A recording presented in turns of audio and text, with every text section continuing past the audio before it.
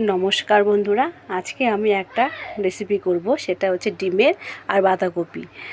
ডিম আর বাঁধাকপি দিয়ে একটা রেসিপি করব। তার জন্য বাঁধাকপি কুচিয়ে নিয়েছি, আলু গ্রেট করে নিয়েছি, পেঁয়াজ কুচি, রসুন কুচি আর আদা কুচি নিয়েছি, আর এখানে দুটো ডিম ফাটিয়ে নিয়েছি, আর পেঁয়াজ আদা রসুন বড় বড় করে কেটে নিয়েছি, ওইগুলো আমি পেস্টে লাগবে বলে, আর আলু বড় বড় করে টুকরো করে কেটে নিয়েছি।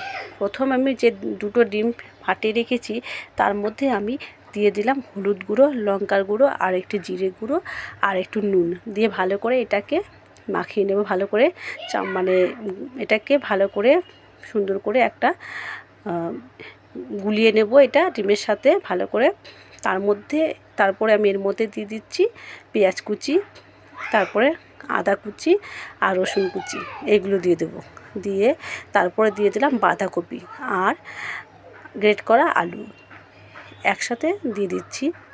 এই রান্নাটার একটা সুবিধা কি, বাড়িতে কম ডিম থাকলে তাহলে এই দুটো ডিম দিয়ে মানে পুরো পরিবারের জন্য রান্নাটা হয়ে যাবে। তো এবার আমি একটা কড়াতে সর্ষের তেল দিয়েছিলাম, তো তেলটা গরম হয়ে গেছে। এবার আমি যেরকম অমলেট হয় ঠিক সেইভাবে ছড়িয়ে দিয়েছি এটাকে দিয়ে, এরকম করে এবার আমি এটা উল্টে দিয়েছি। একটা পিঠ আমার ভাজা হয়ে গেছে, এবার আমি ছুরি দিয়ে ছোট ছোট পিস করে কেটে নিচ্ছি। যেরকম ডিমের অমলেটের ঝোল হয় ঠিক এই রকমভাবেই হবে এটা, খেতে ভালো লাগবে। মানে বাঁধাকপি আছে, আলু আছে, পেঁয়াজ কুচি আছে, তো বেশ ভালো লাগবে খেতে। এই পদ্ধতিতে রান্নাটা করলে অল্প ডিমে আর সবজিটাও গেল পেটে, সবার বাচ্চাদের যারা সবজি খায় না তাদের জন্য আলু বাঁধাকপিটাও চলে গেল এর মধ্যে। তো আর এইভাবে ছোট ছোট পিস করে এটাকে কেটে নিলাম।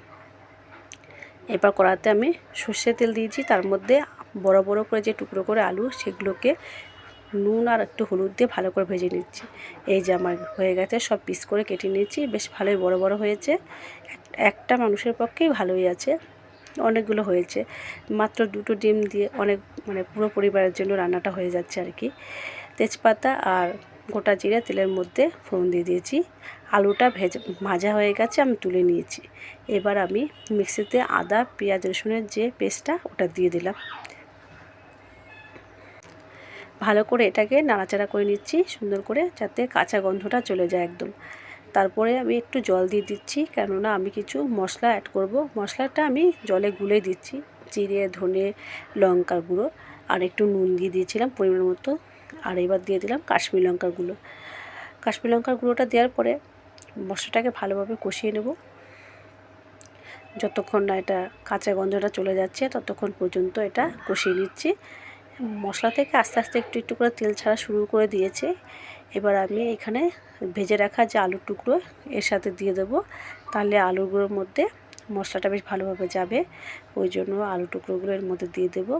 মশলাটা বেশ ভালোভাবে কষিয়ে নিলাম অনেকক্ষণ ধরে। এবার আমি আলুগুলো দিয়ে দিলাম। আলুগুলো দেওয়ার পরে একটু ভালো করে নাড়াচাড়া করে নিচ্ছি সুন্দর করে। এটা বাচ্চা থেকে বড় সবারই ভালো লাগবে খেতে, যেহেতু ডিম বাচ্চারা পছন্দ করে। আর অনেক বাচ্চা সবজি খেতে চায় না, তাদের জন্য আলুটাও গেল আর বাঁধাকপিটাও গেল পেটে। আপনারা চাইলে এর মধ্যে একটু গাজর মানে গ্রেট করে দিতে পারবেন, বা একটু বিনস গ্রেট করে দিলেন, একটু ক্যাপসিকাম দিলেন। সেক্ষেত্রে ডিমের পরিমাণটা একটু বাড়িয়ে দিতে হবে, কারণ সবজিটা বেশি হয়ে গেলে ডিমটা একটু বেশি বাড়িয়ে দিতে হবে, তাহলে সবজিটাও বাচ্চাদের খাওয়া হয়ে গেল। এমনি বাচ্চারা সবজি খেতে চাইলে দিলে তখন খেতে চায় না, তার জন্য এই প্রসেসে আমি রান্নাটা করছি। তো আমার মশলাটা ভালোভাবে আলুর সাথে কষানো হয়ে গেছে, বেশ সুন্দর করে কষিয়ে নিয়েছি একদম। দেখুন একদম জল নেই, একদম ড্রাই করে কষিয়ে নিয়েছি সুন্দর করে। কালারটা বেশ ভালো এসছে। এবার আমি জল দিয়ে দেবো, শুধুমাত্র আলুটা সেদ্ধ হবে আর ঝোলটা হবে, ওই জন্য দিয়ে দিচ্ছি। জলটা দিয়ে ভালো করে একটু নাড়াচাড়া করে এটা চাপা দিয়ে দেবো, যাতে আলুগুলো ভালো করে সেদ্ধ হয়ে যায় ভালোভাবে।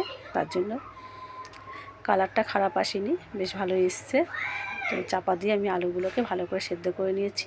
এবার আমি ডিমের যে ভাজা টুকরোগুলো সেটা দিয়ে দিচ্ছি এর মধ্যে। এটা দেওয়ার পর বেশ ভালোই জলের মধ্যে মানে ঝোলের মধ্যে ফুটে যাবে, ভালোই লাগবে, একটু নরম হবে। বাচ্চারাও খেতে ভালোবাসবে আর বড়োদেরও খেতে সুবিধা হবে। বয়স্ক মানুষ থাকলে তারাও খেতে পারবেন এটা। আর উপর দিয়ে একটু গরম মশলা গুঁড়ো দিয়ে দিলাম, দিয়ে এটাকে নামিয়ে দেবো। ভালো হয়ে গেছে, সুন্দর লাগছে তো। তো কেমন লাগছে বলেন বন্ধুরা। যদি ভালো লেগে থাকে তাহলে অবশ্যই একটা লাইক, কমেন্টস ও শেয়ার করে দেবেন। আর আমার চ্যানেলটা একটু সাবস্ক্রাইব করে রাখবেন, পাশে থাকবেন। সবাই ভালো থাকবেন, সুস্থ থাকবেন, সাবধানে থাকবেন। টাটা।